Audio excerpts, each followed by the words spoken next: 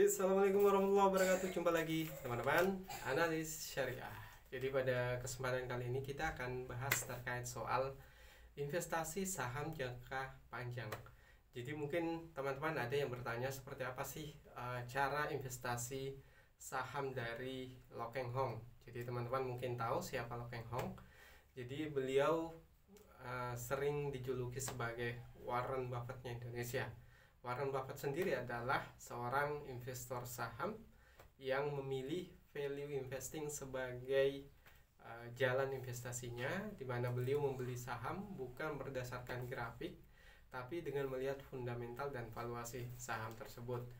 Nah, kembali ke Loh Keng Hong. Jadi teman-teman bicara soal investasi saham jangka panjang. Jadi Loh Keng Hong sendiri memilih investasi jangka panjang dengan banyak mengadopsi ilmu dari Warren Buffett. Jadi seperti yang saya sebutkan tadi bahwa Warren Buffett ini kalau investasi itu membeli saham berdasarkan valuasi fundamental, bukan berdasarkan grafik, sehingga jangka waktu investasinya itu tidak ditentukan oleh pergerakan grafiknya, tapi ditentukan oleh kinerja dan valuasi saham. Nah, ada beberapa poin yang sudah saya catat teman-teman, beberapa hal penting yang selalu menjadi prinsip dasar dari Loh Keng Hong ketika melakukan investasi saham. Jadi yang pertama, ketika beliau melakukan investasi itu sama sekali tidak menentukan waktu. Nah, ini banyak yang keliru teman-teman. Jadi saya mau investasi saham jangka panjang, tapi dengan menentukan waktu 10 tahun, 20 tahun misalnya, baru kemudian menarik sahamnya. Teman-teman harus tahu bahwa yang namanya saham itu sangat dipengaruhi oleh kinerja perusahaan. Kalau kinerja perusahaan itu baik, labanya terus bertumbuh, kemudian prospek bisnisnya juga masih baik dan masih bisa dipertahankan dalam jangka panjang, maka bolehlah kita mengatakan bahwa kita cocok untuk investasi saham di saham tersebut. Tapi kalau misalnya saham yang misalnya 5 tahun terakhir bertumbuh terus, tapi kemudian terganjal oleh kebijakan pemerintah misalnya, yang mana sektornya mulai tidak lagi diperhitungkan dan ini akan berdampak pada laba bersih perusahaan ke depannya, maka saham tersebut tentunya tidak layak lagi untuk investasi jangka panjang. Jadi perlu teman-teman ketahui bahwa investasi jangka panjang yang dilakukan oleh Loh Keng Hong itu bukan berdasarkan waktu, tapi berdasarkan valuasi dan kinerja. Contoh sederhana misalnya, Loh Keng Hong membeli saham Bumi, itu tidak menentukan waktunya. Jadi terkadang kurang dari setahun beliau sudah menjual saham tersebut, dan terkadang ada saham tertentu misalnya yang lagi ramai sekarang sering diperbincangkan, yaitu saham BMTR. Beliau bisa memegang saham tersebut bertahun-tahun, bahkan bisa sampai belasan tahun, sepanjang valuasinya masih baik, masih murah, dan kinerjanya masih terus bertumbuh. Kalau kinerjanya jeblok, kemudian valuasinya juga sudah mahal, maka pastinya Loh Keng Hong akan menjual saham tersebut. Tidak peduli apakah dia baru memegang saham tersebut misalnya baru setahun, 2 tahun. Kalau valuasinya sudah mahal, maka itu akan dijual. Tapi kalau misalnya saham tersebut sudah dipegang atau di-hold oleh Loh Keng Hong dalam waktu belasan tahun, tapi valuasinya masih murah dan sahamnya juga belum naik, maka biasanya dia akan tetap menahan saham tersebut dan baru akan menjualnya ketika valuasinya sudah mahal.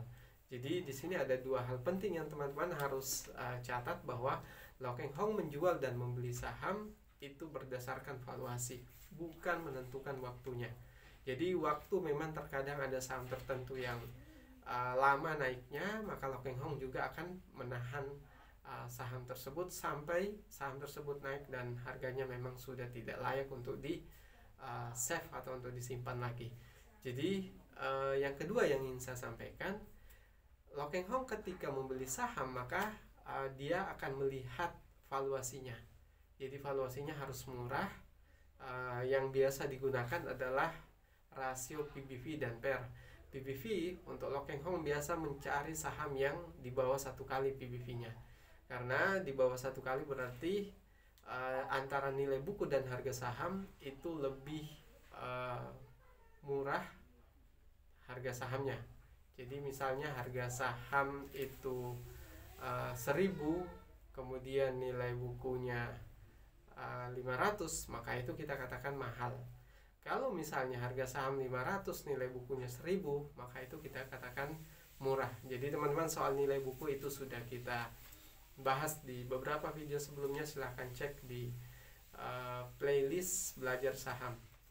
Jadi teman-teman, jadi PBV kalau bisa di bawah 1 itu jauh lebih baik, dan akan lebih baik lagi kalau teman-teman bisa menemukan saham yang PBV-nya di bawah 0,5 kali. Biasanya Lo Keng Hong itu akan sangat tertarik membeli saham yang PBV-nya di bawah 0,5 kali. Sedangkan price to earning ratio atau PER-nya, rasio PER ini cenderung dipilih Lo Keng Hong untuk saham-saham yang PER-nya itu di bawah 10. Jadi teman-teman bisa menemukan saham yang PER-nya di bawah 10, bahkan kalau bisa menemukan di bawah 5 kali, itu akan sangat murah sekali dan resikonya juga akan sangat kecil.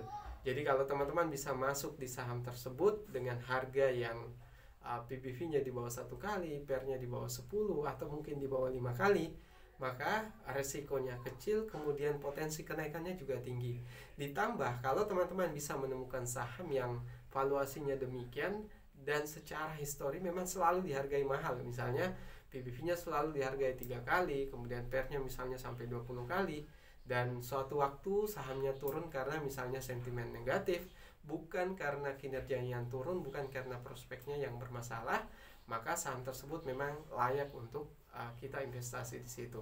Nah, kemudian catatan saya yang ketiga, yaitu Lo Keng Hong lebih banyak memilih saham yang siklikal. Jadi saham siklikal itu saham yang di waktu tertentu valuasinya akan murah karena pada saat itu kinerjanya akan turun, dan di waktu tertentu juga valuasinya akan mahal karena kinerjanya lagi naik. Jadi contoh misalnya saham batubara itu sering dibeli oleh Lo Keng Hong pada saat saham tersebut kinerjanya baik, harga batubara misalnya lagi naik, maka harga sahamnya akan naik. Pada saat itu Lo Keng Hong akan mulai memikirkan untuk menjual sahamnya pada saat orang mulai beramai-ramai membeli saham tersebut. Tapi pada saat kinerjanya turun, harga saham turun karena harga batubara turun, kinerja juga turun. Pada saat orang menjauhi saham tersebut, maka Lo Keng Hong akan masuk di saham tersebut dan mulai membeli saham tersebut. Dan pada saat harga sahamnya mulai naik karena harga batubara misalnya mulai naik juga, kinerjanya juga mulai naik, Lo Keng Hong biasanya akan mulai menjual. Jadi ini kebalikan dengan trader. Kalau trader mulai membeli sahamnya pada saat valuasinya mahal dan orang mulai membeli saham tersebut beramai-ramai.